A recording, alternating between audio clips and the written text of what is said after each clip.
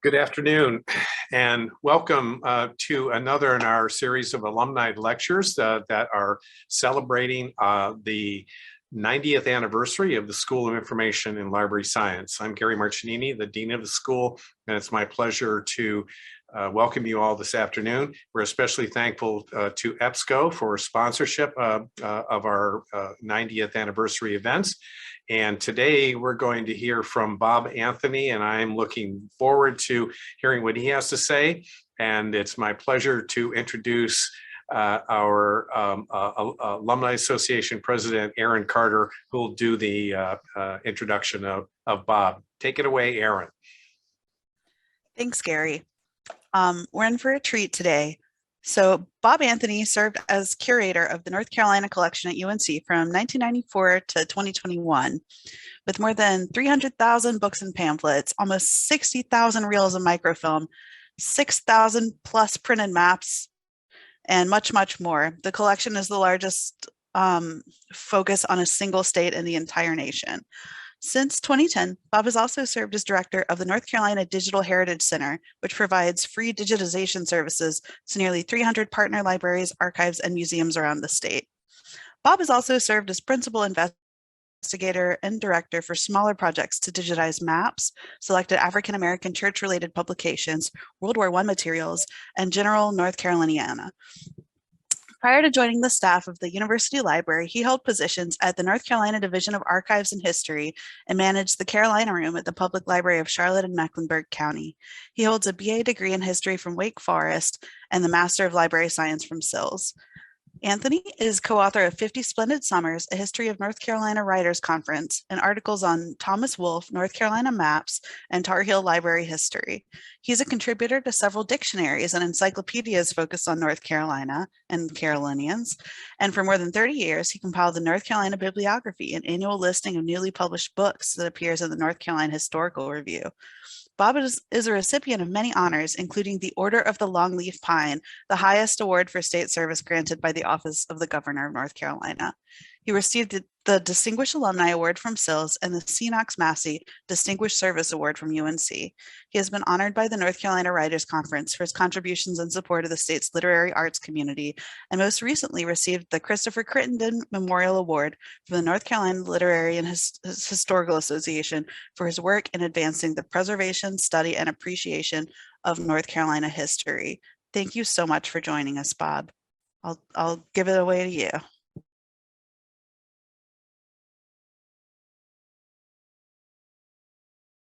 Thank you, Aaron. That's a very generous introduction, and I very much appreciate it. First, let me say that it's an honor to be included as one of the SILS alumni asked to share memories, thoughts, and observation about SILS and about our careers as library and information science professionals, speaking in this alumni lecture series. Thank you to those of you who are joining us by way of the magic of Zoom. Your participation shows us how much you, like me, value and appreciate SILS and the opportunities and connections with fellow professionals that it has offered and continues to offer us. We should all begin with a strong and hearty congratulations to the UNC Chapel Hill School of Information and Library Science. Hereinafter, I'll refer to it as simply SILS, as it commemorates and celebrates its 90th anniversary. It's been great to see the anniversary banners, like the one behind me, hanging on the front of and to the side of Manning Hall and on lampposts along Polk Place on the UNC campus. If you have not viewed the earlier presentation in this alumni series, the one by Fred Roper, entitled On the Shoulders of Giants, A Personal History of SILS, I very much encourage you to do so. It's available as an online video. In his presentation, Dr. Roper talks about the history of the school and shares a treasury of photographs of the outstanding people, the giants as he terms them, the deans and other administrative leaders, faculty, students, and alumni who have developed and guided SILS through its 90 years. You will learn a lot and gain even more respect for our SILS from Dr. Roper's historical research. I do hope Fred, and I think he is with us today, will pardon me, however, for pointing this out, but there is one notable omission in his presentation. In his review of important leaders and alumni of the school, there is one giant he does not give the attention deserved. That is Fred Roper. He does appear in several of the photographs in his presentation, seen in conversation with SILS leaders or in other group pictures, but in his remarks, it was always the other person or person identified as the giants. Fred is too modest to use the term to describe himself, so I will do it for him. Few have contributed as much and for so many years to the mission of SILS as has Fred Roper. Outstanding student, talented teacher and scholar, associate dean, and ever loyal alumnus, he has played an important role in the school's achieving and maintaining its deserved reputation as the place for acquiring the best education in information and library science. I first walked up the steps of Manning Hall in January of 1979, one of the students beginning the block curriculum that spring semester. I believe we were the first class to start the block in the spring rather than in the fall.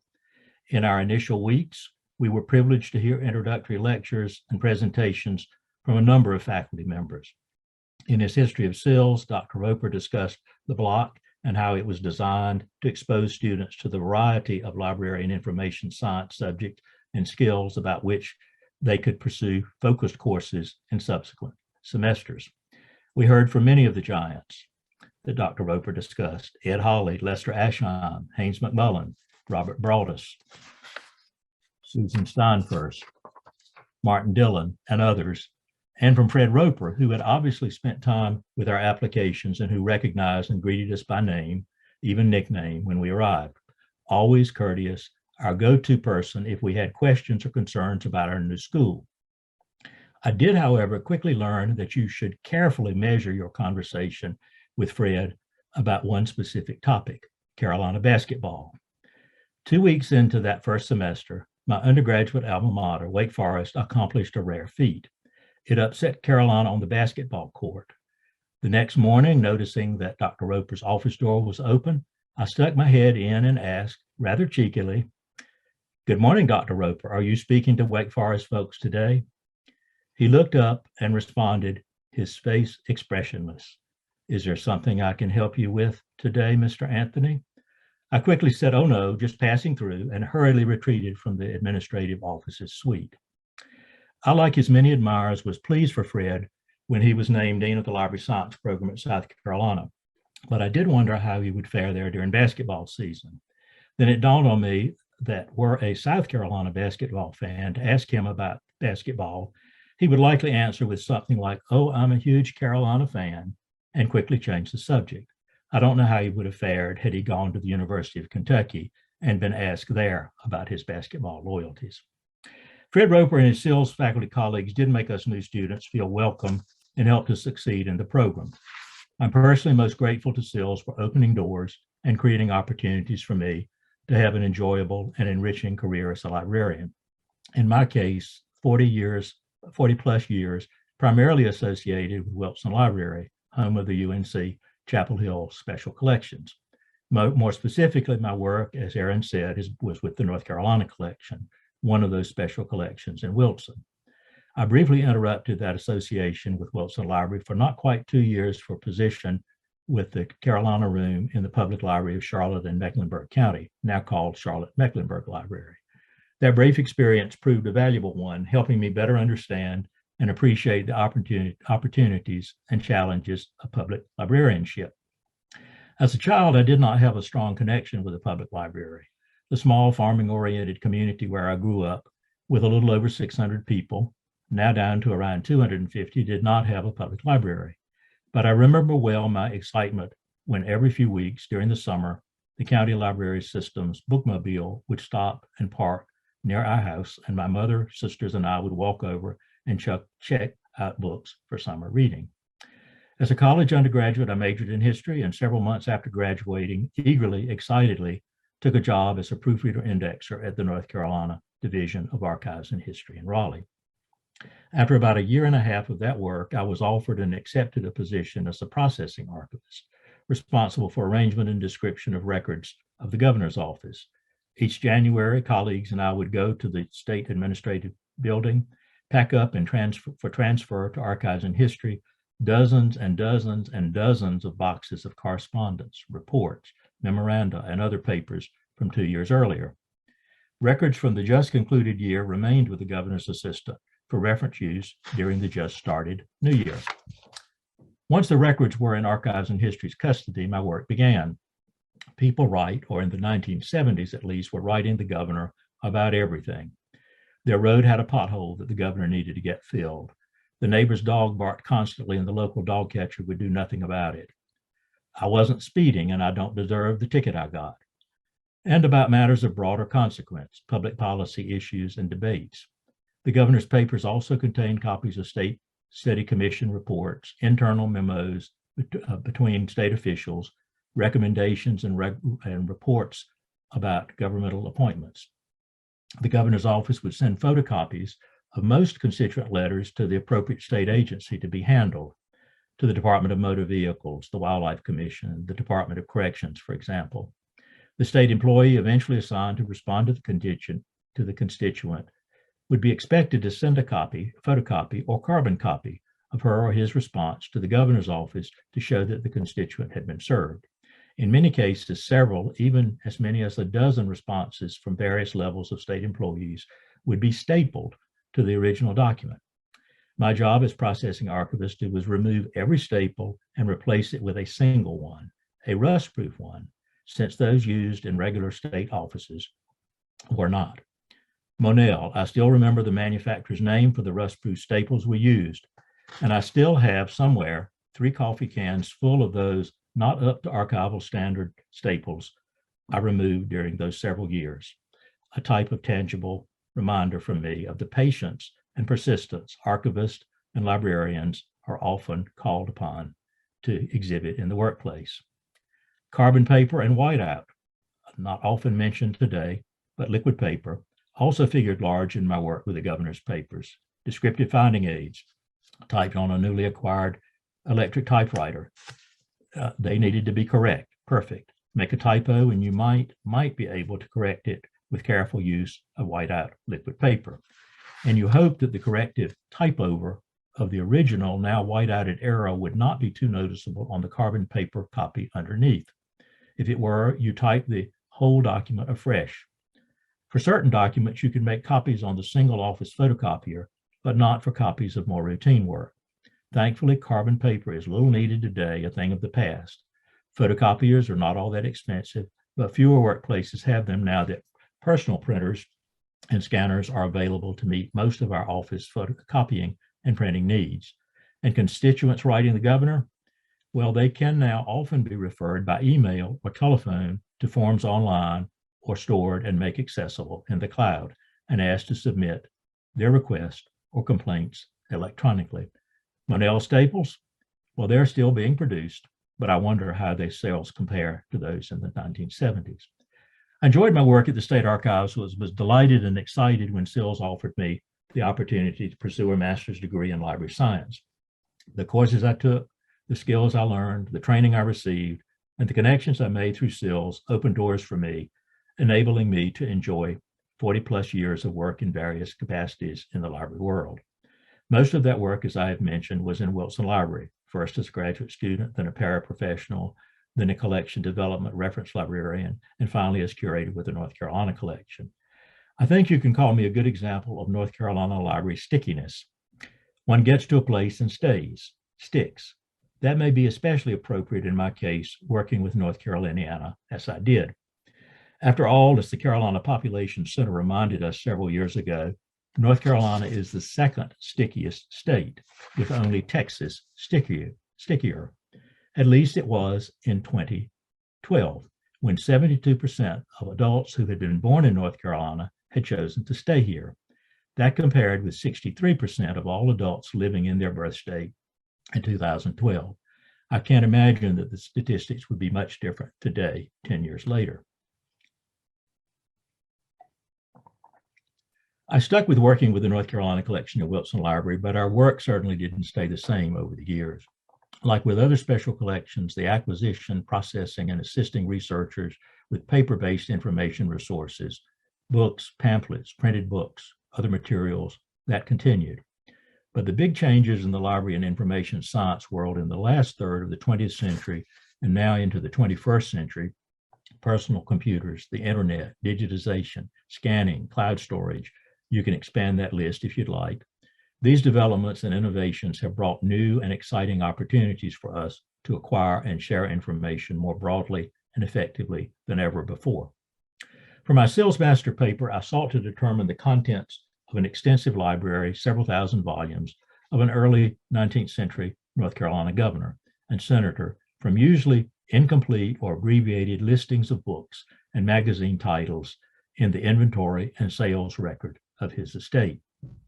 In evenings when the one OCLC connected terminal in Wilson Library was not being used by a cataloger to enter UNC records into OCLC, I was allowed to use that terminal to try to determine full titles in the governor's library by keyword, author, and sometimes combined term searches. This was before Davis Library was built, meaning that the single OCLC accessible terminal in Wilson Library was the one opportunity I had to supplement my searching in the UNC library catalogs and the National Union catalog of pre-1956 imprints, usually referred to simply as pre-56 imprints. If you're not familiar with this resource, it is essentially a massive bibliography and a series of 754 large volumes in which images are reproduced of Library of Congress catalog cards that show the holdings of the book by LC and major American and Canadian libraries.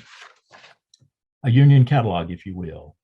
If you've never seen a pre-56 imprint set, I encourage you to visit the Farrington Reading Room in Wilson Library sometime, where a set is on open shelves, at least it was as of a few months ago. Today, of course, with WorldCat, wonderful WorldCat, so widely available to us, pre-56 imprints is not often used, although it does include a few titles not yet recorded in WorldCat. How much easier my master's paper for the SILS degree would have been with WorldCat and the many online union and institutional catalogs available to us today, accessible through our home computers and even our smartphones. Special collection librarians and archivists continue to assist researchers in person, on site, in our physical facilities. But what not too many years ago were often referred to as new technological developments, the internet, mass digitization, scanning stations, filed hosting, and document image delivery services like Dropbox now provide us opportunities to serve researchers who may never visit or even need to visit our physical facilities. This allows us to serve more people more effectively, quicker, and more efficiently than ever before. But I think there is a downside we need to recognize, or rather a challenge for us. In serving researchers without the type of personal face-to-face contact between librarian archivists and researchers of years past. Researchers often, if not usually, don't fully recognize the central role of the library or archives or other information science service center in providing them the resources that they're finding electronically. I'll give an example to illustrate my point.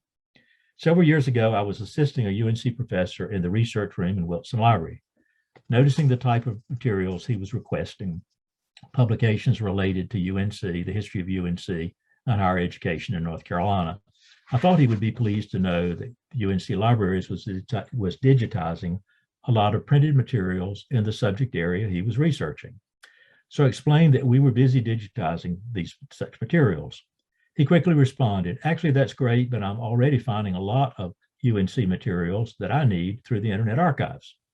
So I carefully, I thought, explained that what he was finding were materials from Wilson Library that UNC libraries had digitized as part of a mass collaborative digitization project with the Internet Archives. As many of you know, we have for a long period of time had scribe machines from Internet Archives in the basement level of Wilson Library. I guess my explanation wasn't clear enough, since several months later, I heard him in a public lecture say how valuable he was finding resources made available to him through Internet Archives. He soon after that took a position at another university, leaving Chapel Hill, apparently never fully appreciating the UNC Library's contribution, staffing and financial, to digitizing the print materials, sometimes unique copies held only in UNC libraries, so that he could have free access to them via the Internet Archives.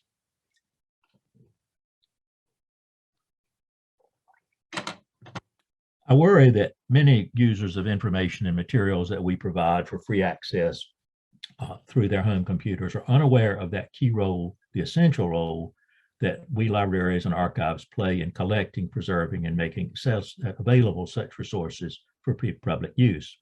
Users seem to assume that because they subscribe to an internet service provider, AT&T, Spectrum, Verizon, that the cost of information received through search engines like Google, Bing, Yahoo are part of the deal. We need to help them understand the cost to libraries and archives and to emphasize, I'll repeat that, to emphasize the investments of public and private funding needed to continue to acquire, preserve, and make accessible the information and resources that the public values. Social media, of course, is a fairly recent development that is helping us communicate with users and the general public about the resources we provide and the services we offer. But it takes special efforts to identify and list individuals to read our blog postings, follow us on Twitter, like us on Facebook. Those are, of course, important ways for us to communicate and be visible. But I still personally feel special pleasure when libraries and archive resources and services get attention, positive, of course, on radio and television, or in the more so-called mainstream traditional media that reaches so many members of the general public. In recent years, we in Special Collections have devoted much time and resources to developing more local content, making it available through focused digitization and special access projects.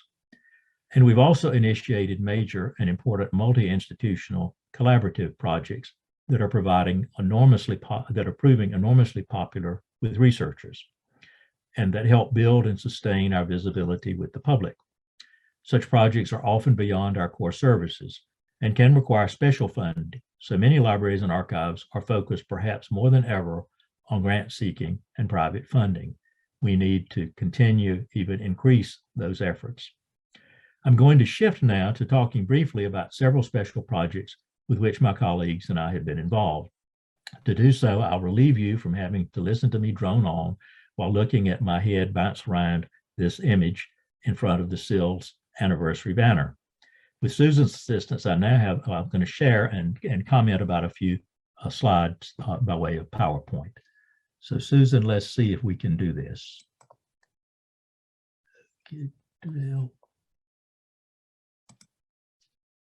Okay, let's see.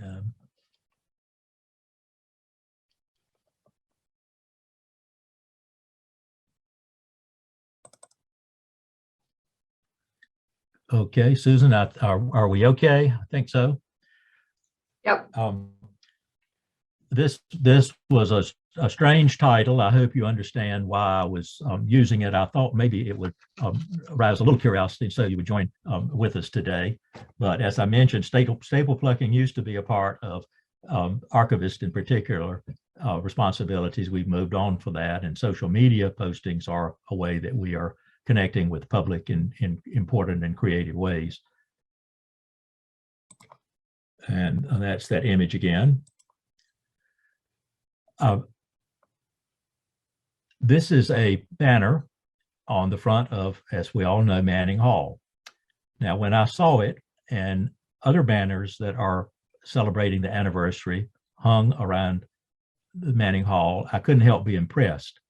Having tried with some success several times over the years to get university administrators to permit the hanging of banners from the front of Wilson Library, I knew that this took some effort.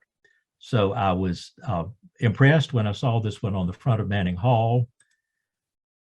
Then there are, as I mentioned, along Polk Place, there are smaller banners like this hanging. If you will look at this, there are actually 4 on this east side, along the east sidewalk of Polk Place. So Dean, I don't know how you and Susan did it, but that's 5 banners already. If you look on the Lenore Hall side of Manning, you'll find 2 more. If you go to the Bonham Hall side, you'll find another. If you go behind Manning Hall, you'll find banners. So I don't know how you did it, but that to me was impressive. And it makes the rest of the campus, people walking around the campus, aware of SILS and the 90th anniversary, and just is good visibility. So my compliments And thanks to the dean, Susan, people in communications, whoever got involved in that. I don't think any of you climbed the poles to hang those. You had to arrange that with somebody else. What I want to talk about for a few minutes now is some of the special projects that colleagues and I have been engaged in recent years, which show, I believe, how libraries and archives can share resources, in most cases through digitization and electronically, with the broader public.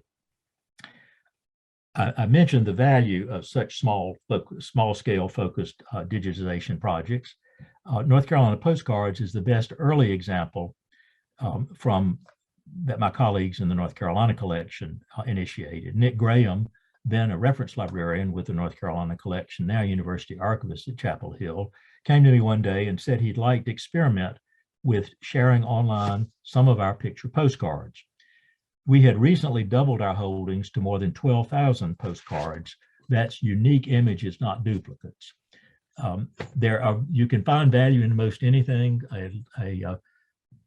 Individual that our longtime photographic archivist, Jerry Cotton, had cultivated about a private collection that individual had acquired over the years, was quite resistant to our encouragements to place his postcards with us. He called me one day. He apparently had a nightmare about his house burning down and the water damage from the fire hoses and all ruining his postcards. And so he asked me when he could give them to us. And I said, whenever. 2 days later, I met him in the parking lot of the Friday Center, and he delivered over 6,000 picture postcards to us, doubling our collection. With scanners and other equipment that library had acquired, thank you to the late Joe Hewitt and Larry Alford, who may be with us today, and others. Hi, Larry, in Canada, if you're with us. Nick and other staff members proceeded with postcards digitization. It was a fun project, one they enjoyed doing very much. As of today, I believe we have made available online about 6,000 postcards, about half of our postcard images. We are, of course, unable to digitize some because of copyright restrictions. Local historians, scholars in a variety of fields, architectural historians, they're just a few of the types of researchers delighted to have access to these images. As our teachers, a number of whom we understand have had their students use postcards, looking at an example, a historic local street scene, as shown on one of the postcards, and then comparing it to the street scene today. This is just a screenshot. You can search by location. You can search by subject, like it's automobiles or hotels, and this is just kind of history of the site. Hundreds and hundreds of North Carolina place names from these cards. You can click on Alexander County, for example, and see how many that we might have on it.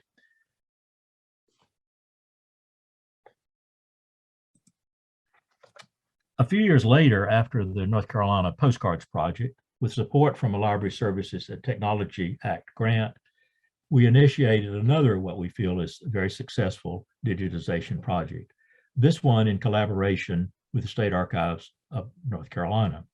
Here's a screenshot from North Carolina maps. Pleased with North Carolina postcards and having been encouraged by several researchers to digitize a few specific maps of interest to them, we decided to think more broadly, bigger. Knowing that the State Archives in Raleigh also had a major collection of NC maps, I contacted friends on the staff there and asked if they would be interested in a collaborative project. They were, enthusiastically so. After completing a small planning grant, we then embarked on a multi-year, 3 years, if my memory is correct, a 3-year project. The end result is that today we have digital images of more than 3,000 printed maps of North Carolina available for free access. They range from the late 1500s, when European explorers and colonizers created cartographic records of what is today North Carolina and surrounding area, to maps from the 21st century. Again, copyright has prevented us from including many 20th and 21st century maps, but the positive reception among researchers for this project has been most gratifying. As you can see in this site, we have working with a professor and students in the School of Education and other collaborators, posted some lesson plans and some resources for teachers to use in incorporating maps and geography into school lessons. This is a screen from our North Carolina Digital Heritage Center, which has been our most ambitious digitization project to date. Actually, it's an ongoing program, which we have better description rather than project, and is the one with the broadest and widest impact. As you can see from the list on the left, the contents of this digital collection are impressive.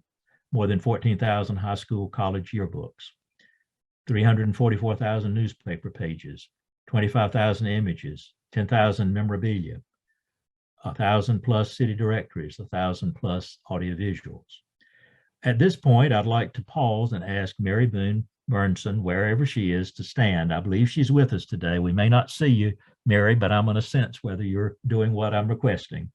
I'm asking you to stand, Mary, so that we can applaud and thank you for being the visionary who conceived of the NC Digital Heritage Center. I believe it was 12, maybe 13 years ago, when Mary, then the state librarian of North Carolina, contacted me, asking if I would meet with her. I think we did so over lunch. She said she had something she wanted to talk about. We met, and Mary, noting the impressive digitization work that UNC Libraries was already doing with its Documenting the American South project, smaller projects like NC Postcards, NC Maps, and other initiatives, she proposed a grant-funded digitization center to be administered through the North Carolina collection that would provide free digitization services to any library, archives, museum, or other cultural heritage repository in the state that had its materials open to public users. She noted that many, if not most, such institutions did not have the financial, staffing, equipment, and space resources to undertake major digitization of their holdings. Rich Zary, then the Associate University Librarian for Special Collections at UNC and my supervisor, immediately endorsed Mary's proposal and took the lead in drafting the initial grant proposal and helped identify UNC funding to supplement the grant. Recently, Digital NC, our short name for the Digital Heritage Center, marked its 10th anniversary. Pleased and proud to boast, if you would permit, that we are hosting digitized resources from 302 libraries, museums, archives, and other institutions from around the state, with most digitization having been done by equipment in Wilson Library by Digital Heritage Center staff. But more recently, with a private donation, we were able to acquire some portable scanning equipment that Digital Heritage Center staff have been taken to institutions to work with materials that cannot travel to Chapel Hill. So Mary, a big thank you for proposing and making the NC Digital Heritage Center a reality. It is supported with an annual LSTA grant, for which we're quite grateful. And countless researchers have benefited and are benefited and will benefit in the years to come from the center. Libraries, archives, museums, and other cultural heritage centers are also in other ways benefiting, as did one university library whose collection of that school's yearbooks was missing 1 year. An alumnus, noticing the gap on the Digital NC site, had a copy of that yearbook and donated it to the university. Good news, my last slide, I think it's my last. Okay, this next to last. This shows you a map with pins identifying the various locations of the institutions that we're serving. We like to share it to show that we are truly statewide. In many cases, we have more than one institution in a community or in a county, but we're pleased to truly be a statewide service. And the last slide, you'll be glad to hear, I'm almost through talking. It relates to newspapers. I mentioned that Digital NC has digitized more than 344,000 newspaper pages. That number will increase significantly soon. Thanks to a grant we secured from the North Caroliniana Society, Digital NC will soon make available for free access through its site 2.9 million NC newspaper pages that were digitized a few years ago in a collaborative project we had with newspapers.com. Those files we can now make available for free access through our pages. So stay tuned. I'm going to stop talking now. Thank you for your attention and your patience. And thanks again to SILS for the education and career opportunities it gave me. As for me, well, I'm planning on sticking around a little bit longer. In this case, I intend to stick to see how the school and its alum mark the centennial in a few years from now. It's going to be a blast. Thank you.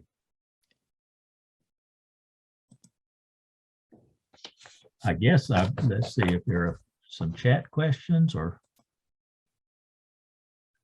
Okay, Susan has shared in the chat links to several of those projects that I've mentioned, the maps, the Digital Heritage Center, the postcards. So if you are interested in how those are arranged and organized and the content, I'd encourage you to look at those. Yeah, they're really great. And if anyone has any questions, please feel free to ask those now, either in the chat or in the Q&A. I kind of have one. Bob, what inspired you? What inspired your love of North Carolina? Just I know a very broad question, and certainly must have a lot behind it, but just curious. Well, I grew up in the state, and I have been out of the state for maybe 2.5 weeks of consecutive days, a trip to Australia and South America and places like that, but I've always been here. And I just grew up with an interest in history. And all I will say that the North Carolina collection is a sticky place for curators.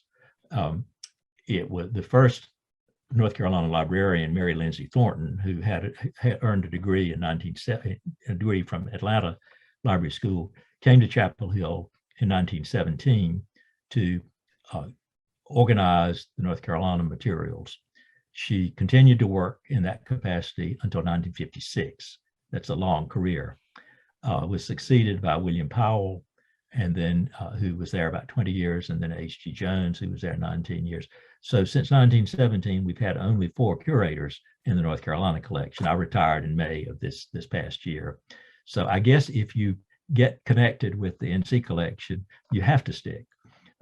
But for me, it was a great job. It was a good fit for me. And it was definitely an improvement over pulling staples, but that was an important early learning experience in my career. And we do have some questions coming in. Thanks for that. Seems like a very sticky profession as well as vocation. So do you have a certain subject or topic that you really enjoyed looking through archives to find more information about on your own time or as a hobby? I'm always a little leery about superlatives, and so I don't have a favorite. There are several topics that I'm interested in. One of my favorite books, I will say, is John Lawson's A New Voyage to Carolina, which was a diary, a journal, and a natural history combined, and observations about the Native Americans. Lawson came to the Carolina colony in 1700, 1701. We did a conference on that. One of the things I omitted talking about today, just thinking we might not have time, is what I think is the importance of public programming in public libraries, but also in academic libraries. It connects us with the community. And we have had conferences on Lawson. We also had a very successful one on maps. The most successful in terms of numbers was an area that is what I have no expertise in, and that is cooking and culinary arts. One of our staff members, Allison Barnett, came to me one day and said she thought we should try an exhibit on cookbooks, that we had several hundred, and she found them fascinating, and that we should have a conference. Well, I learned years ago, you do your best work when you listen to staff members, because they have the good ideas. And as a supervisor administrator, if you can help them get something done, you get good things done. So she suggested that Wilson's Library's assembly room was really too small for the type of audience. And I'm thinking she's proposing the Friday Center, which is expensive to rent. But we established created a two-day symposium, had 296 registrants for it. And that made many people who were unaware of the cookbooks or other materials in the Wilson Library aware of what we were doing. So that's not an interest of mine, but getting back to your questions, I like the early history of the state, the exploration, the Native Americans, maps. I'm involved in the Thomas Wolfe Society with kind of current writers. So there's not one area I can't really say. Great. Thank you for sharing those links so that we can explore on our own. We have another question that's come in. What's your advice for aspiring archivists, including current SILS students? Okay. I do get asked that question some. I tell people that when a job opens, often a kind of early career job, you may get dozens and dozens, if not hundreds, of applicants for it. And often it's hard to differentiate between applicants who have a strong undergraduate degree or graduate work. If you have an opportunity to participate in some of the professional organizations as a student, if you have an opportunity to do book reviews in something like North Carolina Libraries, or show a little bit of initiative that would make your application stand out maybe more than someone else who would have an equally strong academic background. Those little extra things. A few years ago, we had a graduate assistant position, and we had several strong applicants. One person had on her own done some transcribing for Library of Congress or National Archives, which some of their crowdsourcing transcribing. And to us, that kind of showed she had done a little more than just be an excellent student. And so I would encourage that type of thing. There are student membership rates for many of the professional organizations. I'd kind of encourage people to look at that. If you can get an assistant position, graduate assistant position, or as an undergraduate, a position in the library. The library, I think, still may employ more students on campus than any other campus entity. So you could watch the library job posting site and maybe investigate some of those. That's great. Those are great tips. Thanks, Bob.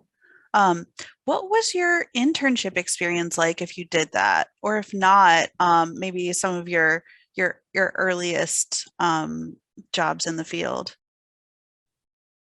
Okay, well, my earliest position before I came to Chapel Hill was a proofreader indexer for Archives and History in Raleigh. And I was lucky to get the job. I was back in the little farming village where I grew up, and I had if you know someone in an institution who will alert you to positions, that can be helpful too. So if you're in a library or an archives, get to know some of the staff and let them know what your interests are. I had, as an undergraduate, written the Archives and History, saying I was majoring in history and would be interested in positions. So I get a nice letter back. That was in like November. In March, I write again, I get the same letter back, same wording, so I realized it was a form letter.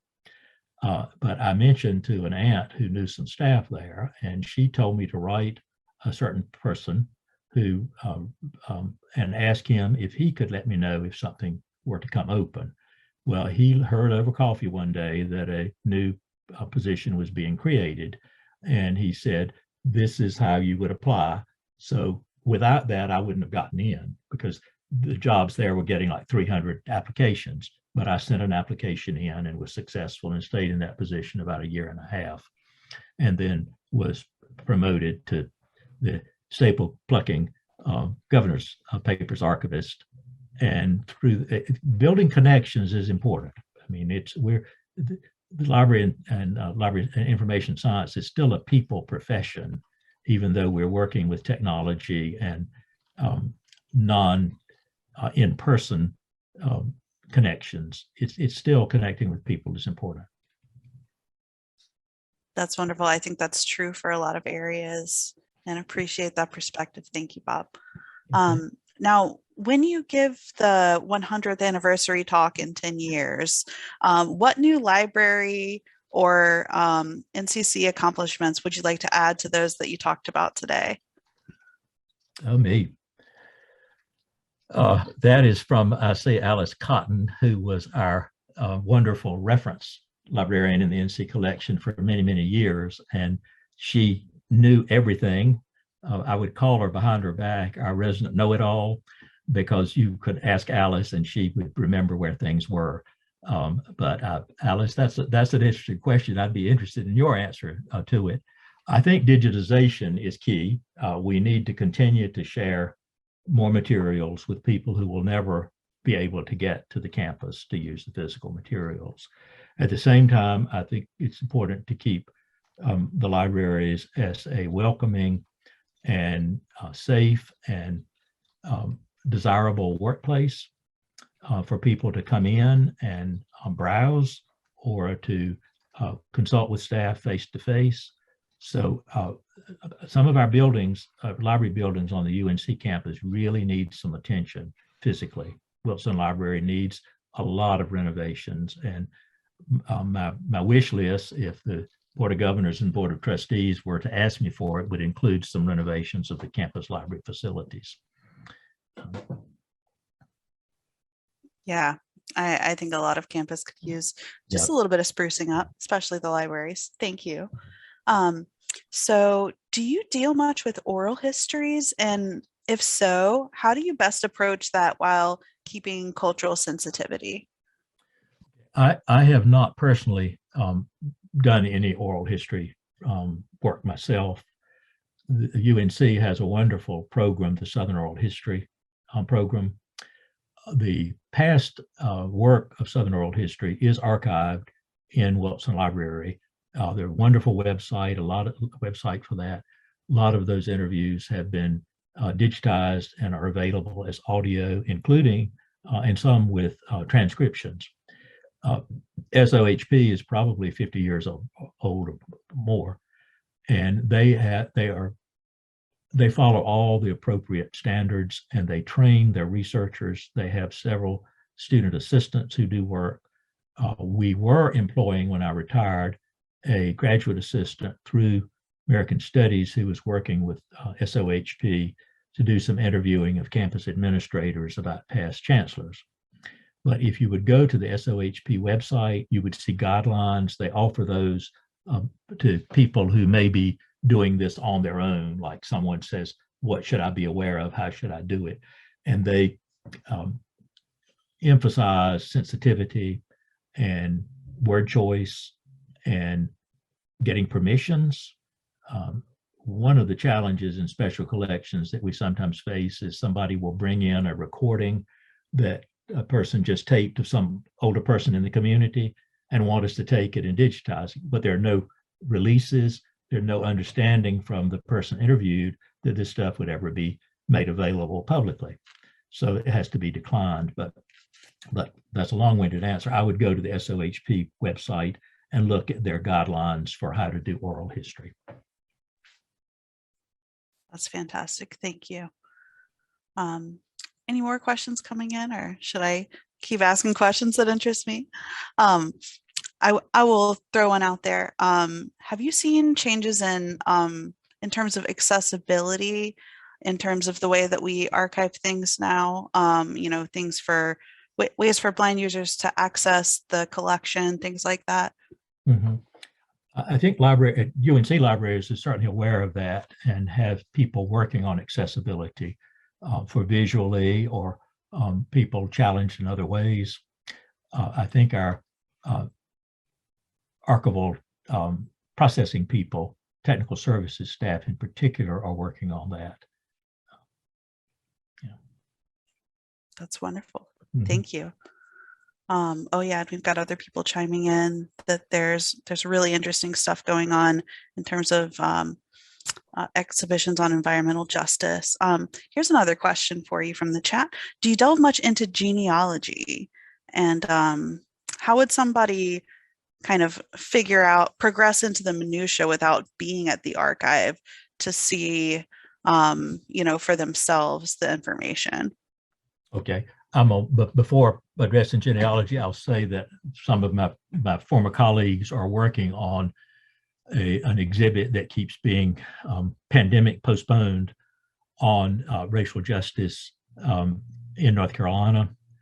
And that should come out in the next several years. They've been working on it for several years. And so that's a topic that I know staff are exploring through newspapers, through documents, through reports, through oral history.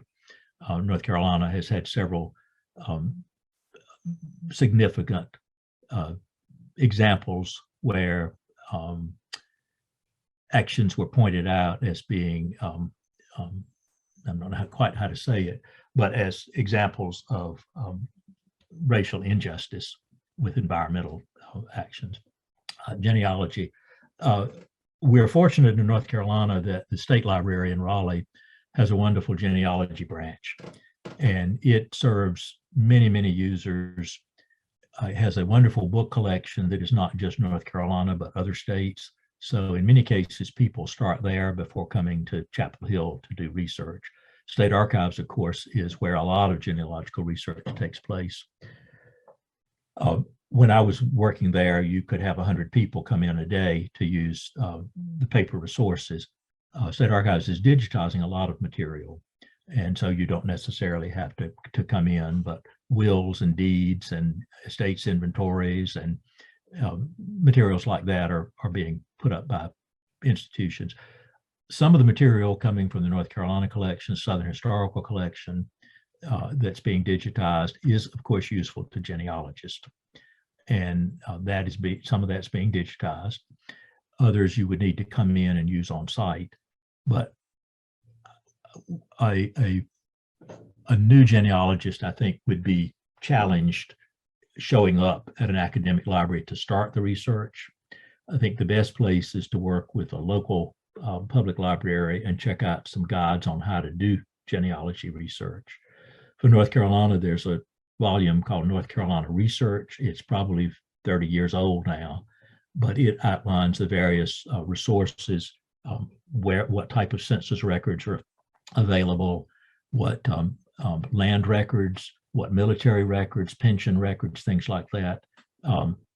Leary, L-E-A-R-Y, Helen Leary, Alice, I think I'm right on that, was the author of that. There are circulating copies of that available through the library. That's a good place to start, but it's pre-digitization.